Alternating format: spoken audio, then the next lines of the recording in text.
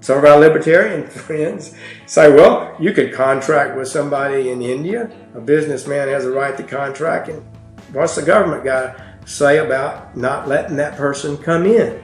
But there are limits. And cultural stability and family and order in a society, a good society that protects the poor as well as the rich, we can return to that. Join the best in the movement. It's Conservative Conversations with ISI, educating for liberty since 1953. Welcome back. You're listening to Conservative Conversations with Johnny Burtka and Marlo Slayback. Today, we're delighted to welcome the Honorable Jeff Sessions to the podcast. Mr. Sessions served as the United States Senator for Alabama from 1996 to 2016, when he was nominated by the Trump administration and confirmed as the 84th Attorney General of the United States. Thanks for joining us, Mr. Sessions. Great to be with you, both of you. Thank you. Well, before we get started with our formal interview, I'd like to thank you all for listening to Conservative Conversations. This podcast is a production of the Intercollegiate Studies Institute. Our mission at ISI is to educate for liberty. If you'd like to help us in pursuing that mission, please help and rate and review this podcast on Apple Podcasts to help us reach more listeners like yourself. Well, Jeff, we wanted to start off by giving you an opportunity to tell a little bit about your own educational formation. You've had a number of very high-profile roles and the honor of serving in the Senate and as Attorney General, and you've been blessed with opportunities to serve your country throughout your life. And I'm curious, I've been on a biography kick lately, just reading about great men, great women, and seeing, at what point in your life did you really realize and become aware that you had this higher calling of public service? And what educational influences or ideas shaped your thinking along the way? Well, thank you, Johnny. I'm so interested in the future of our young people and helping them to have the kind of values that I had and principles that I was imbued with. Started with the Boy Scouts, church, family. In junior high, I had a great history teacher who thought Barry Goldwater hung the moon, and I became a Goldwaterite, and had an English. Her brother was brilliant. Said, Sessions, I'm afraid they're going to lead you astray in college. You need to start reading the National Review, which I did as a junior in high school, and he and I were probably the only two readers in the whole county, rural Alabama, but it sort of shaped me. You understood deep things like communism is bad. Atheistic totalitarianism is not our friend. We've got to defend the American way of life against those hostile environments. Russia's now not the Soviet Union, but China is the predominant growing power out there. And it's an atheistic, totalitarian, brutal dictatorship that lies. And we've got to be able to defend America against that. So I became active as a young Republican in Alabama before there were any Republicans. I remember when we had 2 members of the legislature only. Now we have every statewide elected official is a Republican, both senators, all the so many other offices. The state legislature is dominantly Republican and conservative. So we made a lot of progress in that regard, and I sort of watched it all the way through and became interested politically. Young Republican, college state chairman, young Republican state chairman. I did a lot of those things both before and during my law school career. Great. So what was the political and social climate like when you decided to pursue law and politics? Well, I became interested in it. I felt I was a conservative, but George Wallace and the Wallace machine and the racism of that era was very strong. And in fact, it delayed the Republican majority for many years, actually. So we were against that machine. We were minorities, and you have to be able to, I felt, articulate and understand effectively the issues so you could defend your views. And probably as many conservative young people feel today, they're sharper than their opposition because they're challenged constantly. And I do think that's a good thing for us to remember when we get discouraged about the nature of things on campus. Mr. Sessions, a lot of politics is about more than just policy itself. You know, there's a million policy wonks in D.C., but they're not elected officials. It's also about the art of being a good politician, a statesman. And to get elected, you have to be able to connect with your constituents and really identify issues that are meaningful to them and will make a difference in their own lives. What are some of the key issues that you identified in your constituents and really made it your job to meet those needs and those concerns? Well, you know, I grew up in a very small town, had a great little high school, but we dealt with people of all backgrounds. It was racially segregated at that time, but we had poor people and wealthier people. Very few had college educations, but I think I came to understand them. And in the later years of my tenure in the Senate, I came to believe that we weren't listening to the good values of the people, and that our economic system, the free market system that I value and defended so vigorously, that free market system was not as free as we thought it was. And when you trade with a communist China, that's not a free market. It's something different. And that corporations have the ability to get into the offices of the senators and get their views published and heard, and it influences members of Congress. But I do think we're at a point now where the average working American is not keeping up. I have to say, in the first 2 years of Trump, it was the first time in 20 years that wages increased higher than inflation. And now we're way below that. We're getting some pay raises, but they're way below the current rate of inflation. Half of America makes, what, $60,000 or less a year and lives on that? Half of America. So who's defending their interest? Who's asking, is this system, this great libertarian free market system, is it really that free? And are some of the rules that constrict free markets advantaging an elite group of billionaires to the detriment of millions of people who go to work every day, try to do the right thing, and take their children to church, teach them right and wrong, join the military, and defend our country? And then we have this cultural elite that's undermining the great values of America. They denigrate the traditions and faith and moral values of people to some great risk. And I take this loan forgiveness of the President Biden, I take that as a big mistake more for the moral message it sends. You young people, if it's tough to pay your debt back, you don't have to pay it back. We'll take care of it. Somebody else will pay your debts.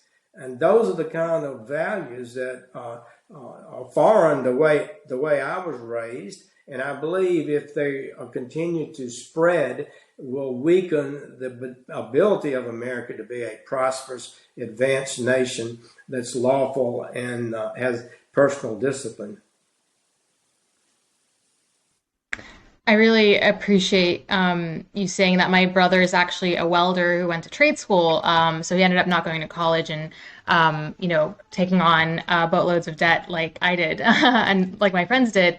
But something interesting that I think the Trump administration did was actually drop the requirement for, I think, a bachelor's degree for certain positions within the administration. So I'm curious what your thoughts are on, on one hand, fighting that cultural elite that is kind of poisoning the academy. And obviously ISI exists to provide an alternative for students who want, a substantial edifying education, while also making sure that people who are seeking out public service are educated in, the true and the good? Well, the true and the good. And the purpose of education is to make people good, not just to make them technically proficient. But everybody does not need to go to college. That's certain. I believe we need to restrict and curtail significantly pure welfare programs, and we should advance better job training programs that also teach people how to manage their money, because they've grown out of, so many of them today, broken homes and have not been taught how to manage your money like I was. We didn't have any, so we had to manage the money. And these lessons are being lost in this society today. I do believe that ISI is touching on all of those, Johnny, and your team. I believe that the battle at the universities is very real. We cannot keep sending taxpayer money, our money, to universities to teach children wrong things, teach them to disrespect the greatest nation in the history of the world, to teach them they don't have to pay their debts, that somebody else can do it, that say that people who try to do the right thing every day are stick in the muds, or if you attack drug use on campus, you get vilified. These kind of things are culturally more damaging and threatening, I think, than some of the other issues that could be out there in the long run. In the long run, it's pretty fast. The long run, times, you can diminish a culture sooner than you think. Good education, classical learning, personal discipline, respect for truth, the belief there is an objective truth, that everything is not relative, and you should be held to standards of accountability. And excellence needs to be restored at our universities, and demands greater placed on our students to perform and not just walk their way through this time of fun and dissipation for some. So I do think the message you're putting out there, and the reason I respect ISI a lot is because you're confronting those issues as well as pure technical issues like what the tax rate should be. Mm-hmm. Well, I appreciate that. And I think, it's a little bit tragic that everything you just said probably, if you went back 50 years ago, even 20 years ago, would have just been common sense. That is what your excellence in education, the moral foundations of society, constitutional government, high ethical standard. These are things that would have been, these are kind of the bread and butter of what it means to be an American and what it means to get a good education. And today, unfortunately, there's the elite class, just they might have their own version of what they think those things are, but they're really different and in many cases antithetical to the traditional understanding of America.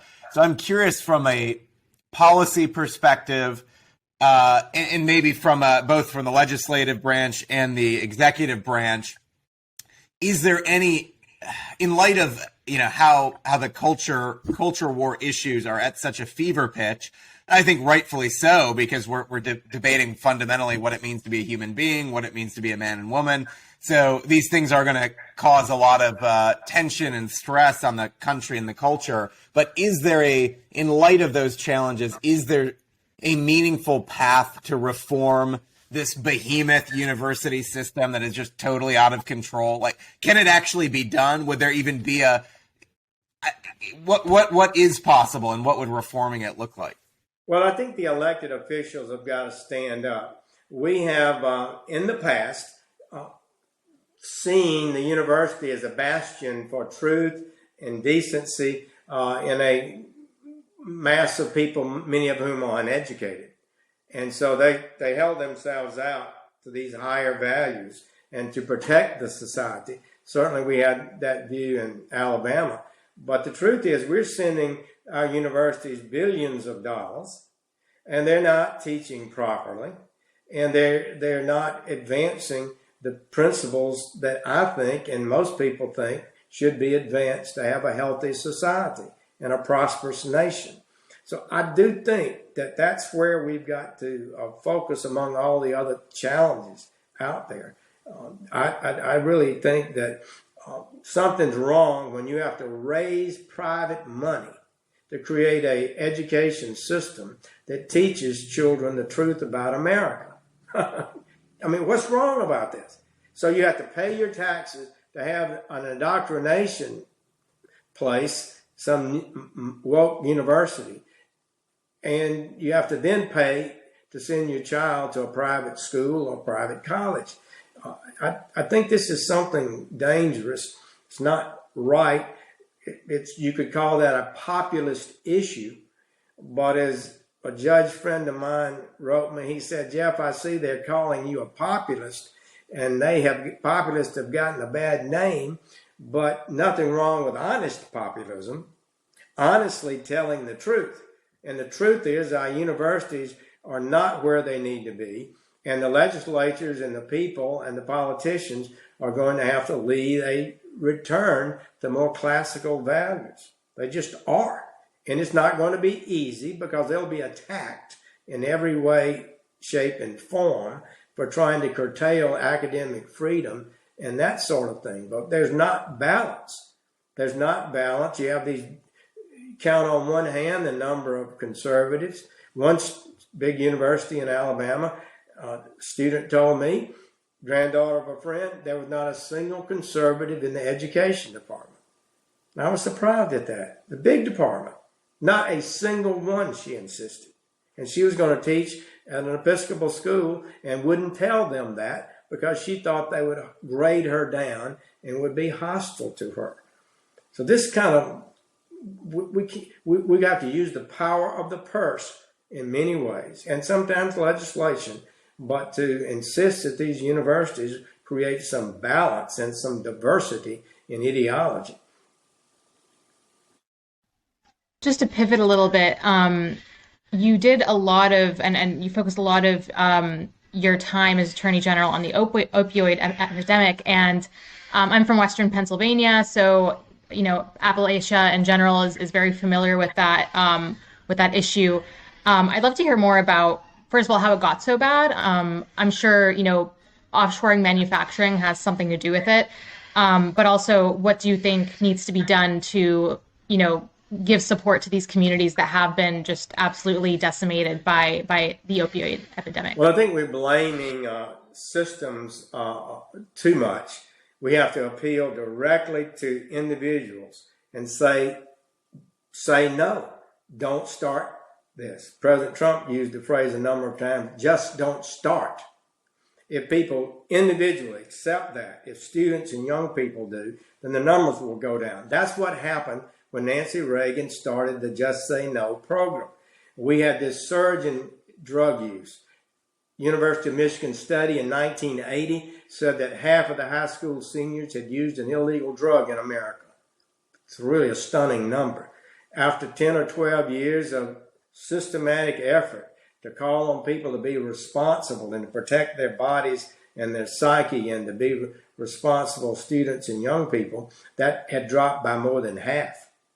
Now, when I became Attorney General, fentanyl had come on the scene. It's so deadly. Marijuana was 5-10 times as powerful as the marijuana that was used in those days. And that everybody is apologizing for it, treating marijuana as if it's a medicine. It's just not a medicine. There are certain things it might help with, and you can buy that, THC medicines, but they want to sell the drugs illegally, or illegal drugs legally. The result could be a great increase in the number of young people using drugs, and that will be a detriment to the American culture. So at least we need people to say, don't start this. It's not good for you. It will be a detriment to you. And we went from low overdose deaths to around 70,000 when I became Attorney General. And I declared the numbers were going down. They were not going to keep up. And they did during my time. But the George Floyd riots occurred. More is being imported across the border illegally. China has done nothing to curtail fentanyl. And we're almost at 100,000 overdose deaths a year in America. That's a stunning thing. But I think mainly we need to call on people to be individual responsibility, to make it socially unacceptable to be a drug user. That's my view, and I think it worked before. I know it did. How many lives, how many young people's careers were not lost because drug use had dropped by half during that period of time? I think we need to focus to some degree on that, and that's cultural. Mm-hmm. Mr. Sessions, I want to pick up in a little bit on some of these issues that you've been involved fighting for on trade, on immigration, other areas, but maybe to step back a little bit first, getting back to questions about statesmanship. As Attorney General, you operate in an environment that's not only doing your job alone is high enough stress, requires a lot of attention, a lot of courage, tackling these issues like the opioid epidemic. But at the same time, you have a lot to navigate with politically. You have probably different factions in the White House that are trying to sabotage what you're doing. You have, you were very loyal to the president and to his agenda, but there were also tensions that you have to navigate there. And so I'm just curious, how do you go about, not only are you trying to work towards certain goals at Attorney General, but as you're doing this, it's like you're carrying a plate of fine china to the dinner table. It's like people are throwing, rocks at you and you're having to keep your bat. How do you hold it together? Like, do you have any stories about how you keep your head cool amidst all of this chaos that is politics? I don't know that I have a lot of stories. I do remember one young staffer came in to the Attorney General when I was Attorney General and said, I hope you're not offended at this, but we were just talking. It's good to have an Attorney General who's not looking for a political future. Basically, she said no future because I was at a point in my life where I had been United States Attorney, federal prosecutor for 12 years, an assistant for 2.5, 20 years with oversight over the Department of Justice. I knew the Department of Justice well. I believed in its ideals. And I had the highest possible commitment to myself and to our staff to try to restore the ideals and reduce the politics in the department. And then when you're called upon to be supervise an investigation of which you're part of it. They investigate you too, and you can't do that. No prosecutor can supervise an investigation of which they are a subject. And so, to me, it wasn't easy. I knew I had too many years of experience to know you could not I couldn't keep control of such an investigation. President didn't agree, but I was comfortable in that. I was perfectly willing to take whatever consequences were. I submitted my resignation the first time it came up with the president. He rejected it, but so I thought that I'm worried about the department. It does appear that it's at least being portrayed far more political than it should be. And I believe the FBI and the Attorney General need to be very determined that they're going to ensure that people perceive those institutions of great power as objective and fair and not political. So I little worried. I think it's a bigger problem out in the real world where I am now than a lot of people in Washington understand. So go ahead. Oh, no. You can finish what you're saying. Well, I just would think that there's an erosion of respect for truth and principle in America. I don't think I'm just an old fogey saying that. I think there is. And then there's a lack of education for large numbers of young people and now not so young people, as to the necessity for integrity and principle and constitutional order. And how wonderful, how glorious is our legal system. the rule of law in America, and how countries all over the world that I went as Armed Services Committee member, and you desperately wanted them to have something like we have, but they couldn't do it. This takes generations, this takes centuries of development to have a legal system as fabulous as the one we have in America. It has to be protected. These billionaires need to know that if a jury, and I tried a lot of cases before juries, and talked right to those jurors. If those people don't understand law, they don't respect law, and they think everything is politics, then nothing is safe. Your free speech is not safe.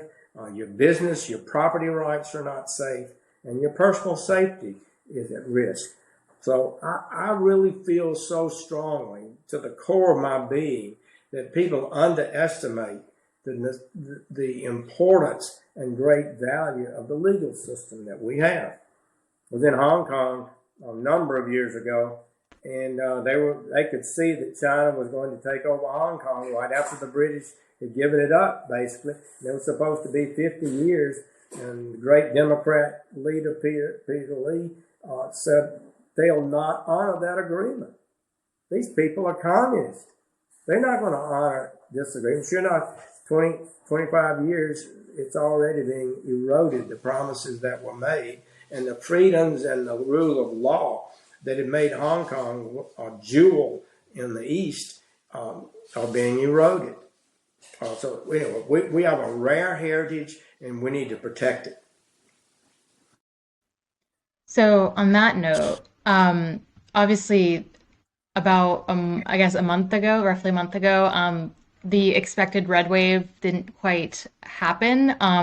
So it's left a lot of us kind of thinking, what future does conservatism have in the US, and the GOP as kind of a vessel of that, when it seems like a lot of the circumstances that were predicted to have influenced this red wave, such as inflation, crime, a slew of different other issues, didn't quite win people over to, the GOP's messaging. So what are your thoughts on the future of, just generally speaking, conservatism, and how much can it, persuade Americans right now when we see all these problems that didn't seem to do that a few weeks ago, right? Yeah, I don't know. I mean, on crime, for example, I don't think we spent enough time explaining how when you reduce by half or more the arrests that police officers make and tell them not to go into neighborhoods and not to stop people on the street and inquire about them, how damaging that is. I warned about it, and it's only accelerated in the big cities. So crime has surged. Last year, the FBI reported the largest increase in crime ever in 60 years of reporting, the largest increase ever last year. It took us 40 years to reduce homicides dramatically. We went from 1980 to the mid-90s, it cut it in half. Homicides have been cut in half. People who didn't think it was possible. New York went from 2,000 murders to under 300. This is good policing, constitutional policing, better trained police, using more techniques. You can make communities safe. And if you don't do that, you'll lose control of your cities and endanger people. Why did it not play out? I'm not real sure. I, for some odd reason, was invited to participate in the post-mortem after the Romney loss. I was sort of an outlier. And they all said we should be more liberal. You remember that? Right? Oh, we need to have soft on immigration. We couldn't deport anybody. We need to be racially, treat people in racial groups. So we're losing the minority vote. And I objected to that. It was all the same old nostrums. And I was the only one that said no. And I said we should reach out to the working Americans, black, white, brown, who are struggling to pay their bills, who are making less than $50,000 a year, who are good Americans. That's where the votes were. You can, billionaires don't win elections. Their money may influence them, but they don't win elections. Votes wins elections.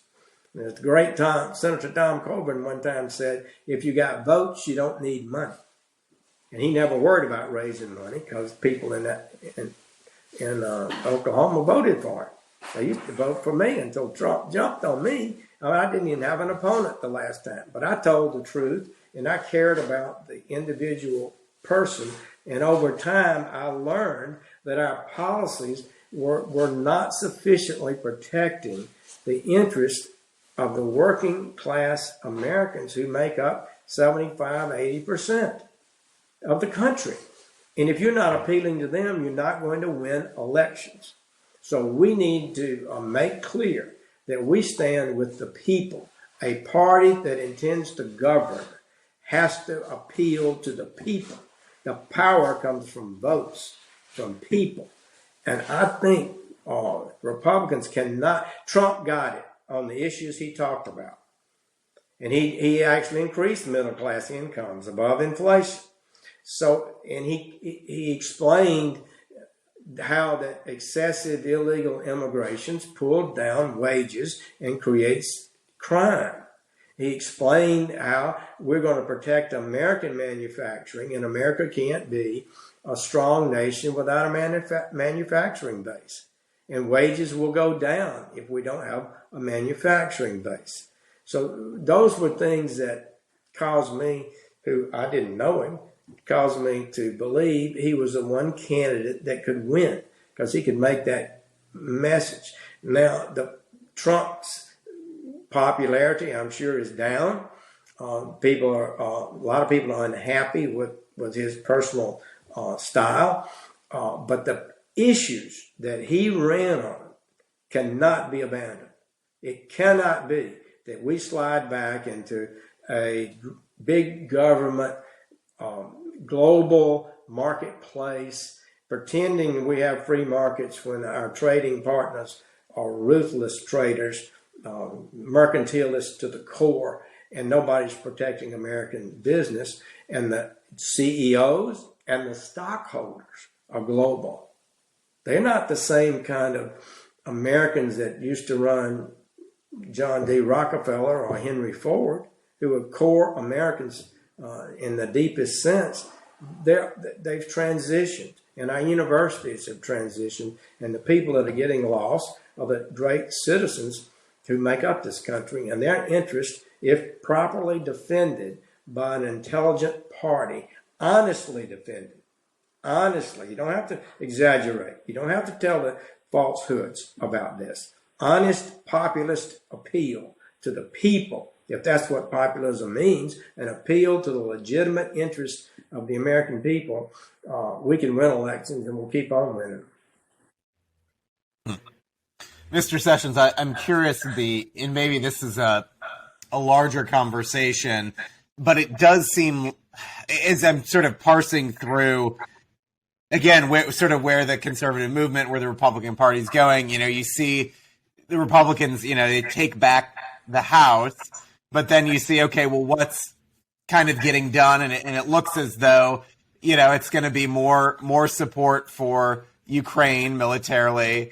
It's going to be figuring out how to cut Social Security and Medicare, Medicaid. I understand there's an issue with the cost and the structure of those programs, but I do think it's a little bit of a gut punch to that average working American to say you're going to cut those programs. And then it's, in the last camp, it's sort of a bipartisan effort to enshrine same-sex marriage into law. And so you look at, okay, we're voting for Republicans to get something different, and then this is where they're headed, which is, I think, a little frustrating for me. I think maybe at a state level, you do see the example of a Glenn Youngkin who was able to win in Virginia, but I think with a populist appeal that resonated not just with conservatives, but just with normal Americans. I don't want my child learning crazy stuff in the classroom. I want excellence in education. I'll pull the lever for Youngkin. Or in Florida, you have the COVID kind of lockdown madness sweeping the country. And you have the example of someone who says, we're going to pursue competent government, law and order, no shutdowns. We're going to protect your individual rights and liberties, but also we're not going to be afraid to take it to Disney and fight on some of these culture issues. But I also think that when you look at a DeSantis or a Youngkin, they're comfortable fighting culture war issues, but they're also quite strategic about it. It seems to me they're not fighting battles that they can't win. They're picking fights that they can win, and then they're delivering for people. So I'm just trying to make sense of, but then you also have like a Carrie Lake in Virginia, who was very charismatic, very winsome, kind of in the Trumpian mold, talked about those issues. And I know there were the issues with the voting machines and on all that, but it's not the same. She didn't deliver the way that DeSantis delivered with a 20-point victory in Florida. So how can you help us unpack maybe how do we be strategic about these new issues that are animating the right so that we can actually build the coalition beyond just 45% of the vote? Yeah. Well, first of all, as conservatives, we are not ideological. We are practical people. James Madison knew you couldn't trust power in people's hands. That was a practical decision. Not, we're just going to have a democracy and everybody's going to vote and we'll see what happens. He was careful and thoughtful about it. So we've got a wing of the Republican Party that I think became too powerful, frankly. And it was a theological free market libertarianism. American people want public safety. They're not against the police. They don't think the police are trying to put everybody in jail. They think police are protecting them. I don't know who these people are. We got too many people in jail. Well, they committed crimes and they threatened the public peace. And since we've abandoned that theory and gone to the woke theory, we end up with crime surging beyond limits. They know that these countries that we trade with, every one of them, some are better than others, some are more lawful than others, but they're out to gain advantage over the United States.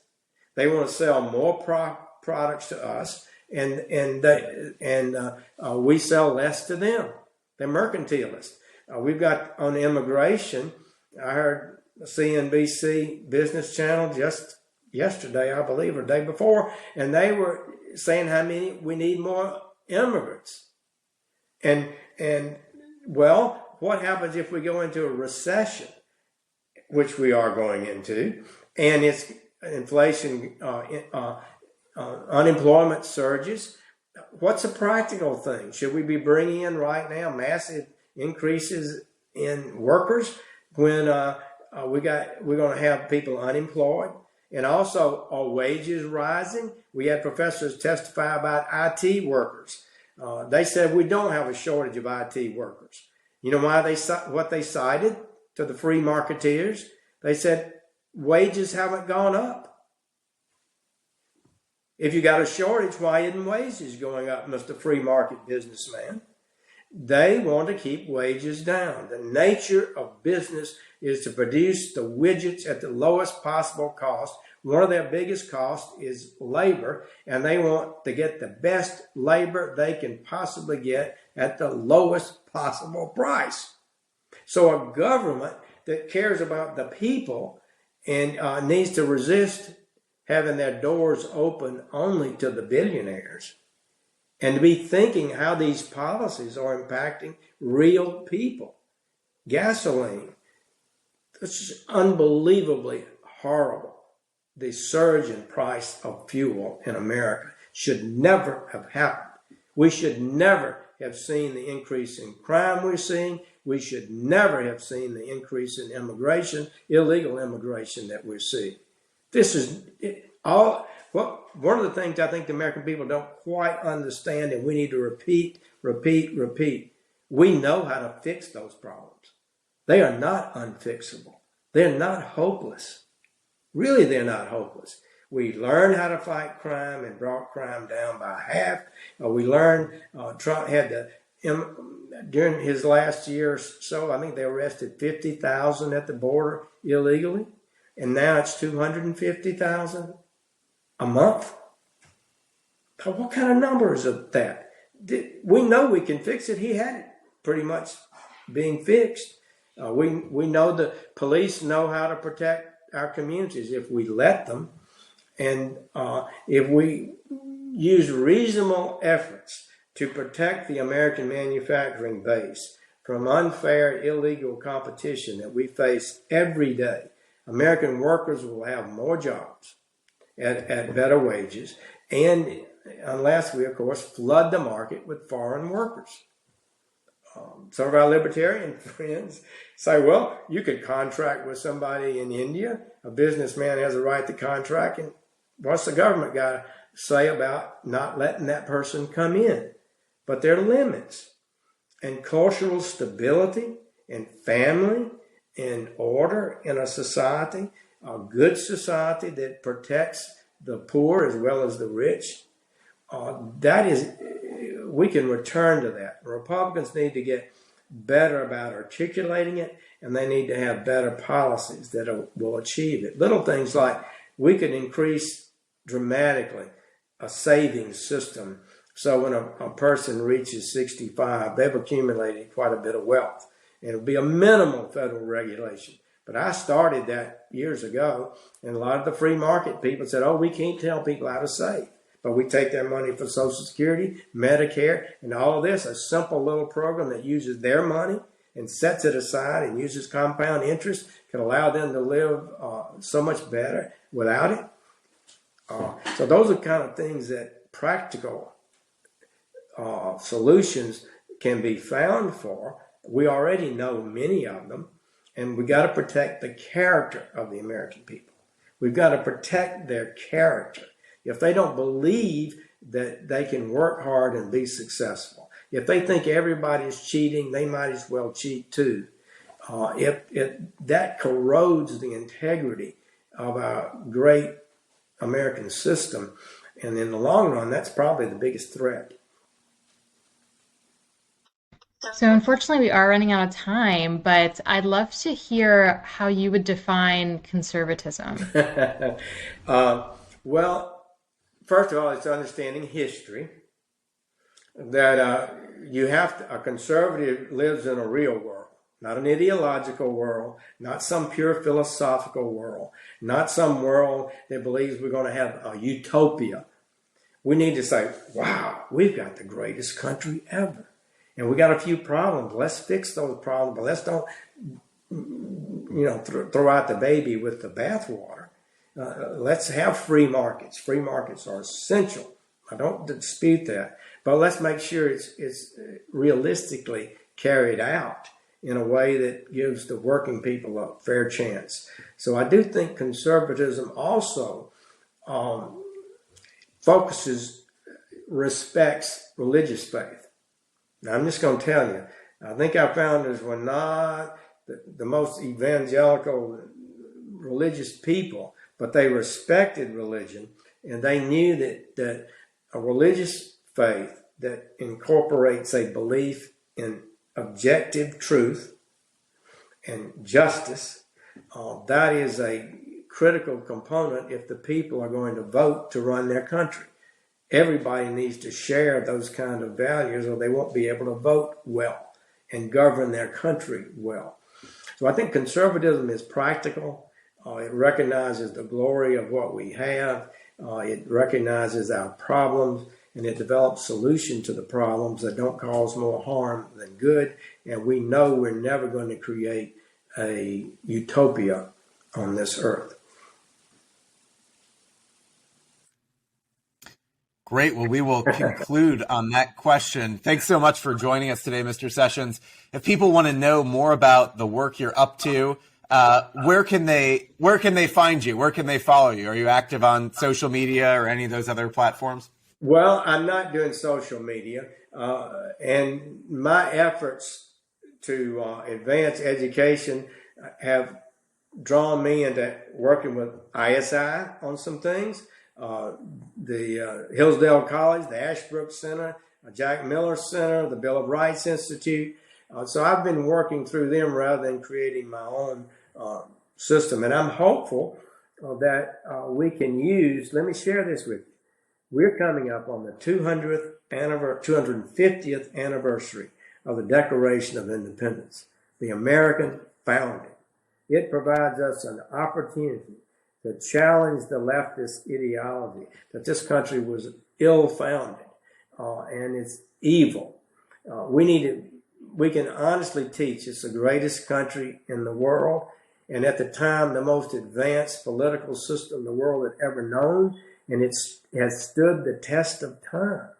So a conservative said, whoo, let's don't mess that up.